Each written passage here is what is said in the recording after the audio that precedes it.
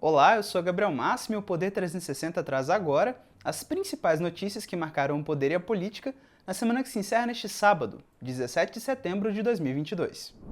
A semana começou com a posse de Rosa Weber como presidente do Supremo Tribunal Federal na segunda-feira. Em seu discurso, a ministra disse que sem um judiciário forte e liberdade de imprensa, não há democracia.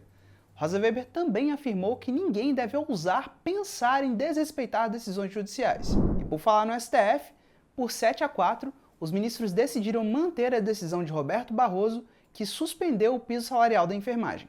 A lei estabelece que os enfermeiros tenham um pagamento mínimo de R$ 4.750 por mês.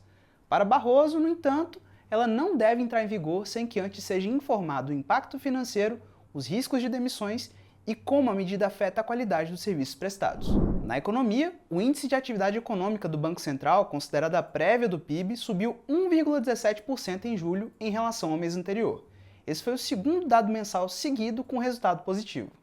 E o Ministério da Economia elevou de 2% para 2,7% a estimativa de crescimento do PIB do Brasil em 2022.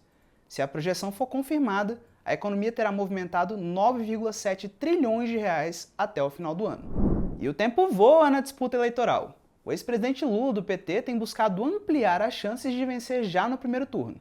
Na segunda-feira, a ex-ministra e candidata a deputada federal por São Paulo, Marina Silva, da Rede Sustentabilidade, anunciou seu apoio à candidatura do petista. Ela entregou propostas para serem incorporadas ao programa de governo de Lula, com destaque para a criação de uma autoridade nacional de segurança climática. Além disso, Lula tem defendido o voto útil no primeiro turno, na tentativa de atrair eleitores de Ciro Gomes e Simone Tebet.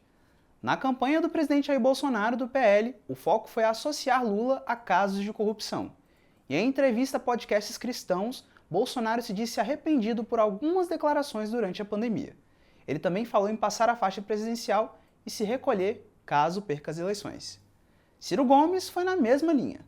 O candidato do PDT disse que está se despedindo das eleições e que uma eventual vitória sua seria uma revolução. Segundo ele, sua candidatura contraria interesses das elites políticas e econômicas.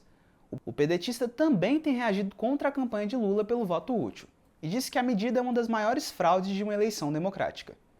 E no Ceará, a candidata do MDB, Simone Tebet, diz que se for eleita, seu foco será promover emprego e renda. Ela voltou a se declarar como liberal na economia e defendeu que parcerias público-privadas saiam do papel.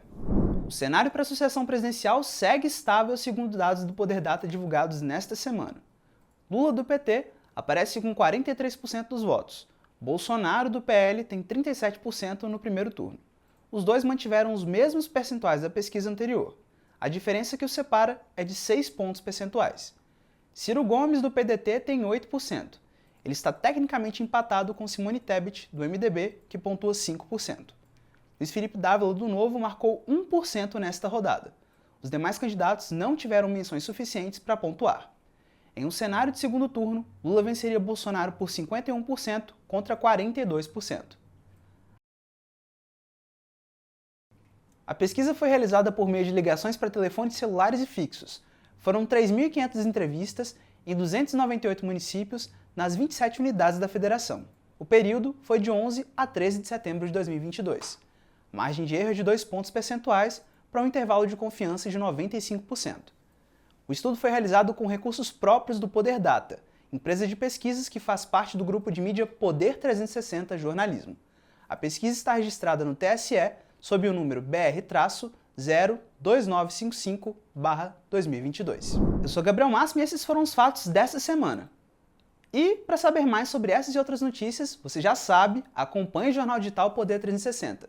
Não deixe de se inscrever no canal do Poder 360 e ativar as notificações para não perder nenhuma informação relevante. Até a próxima!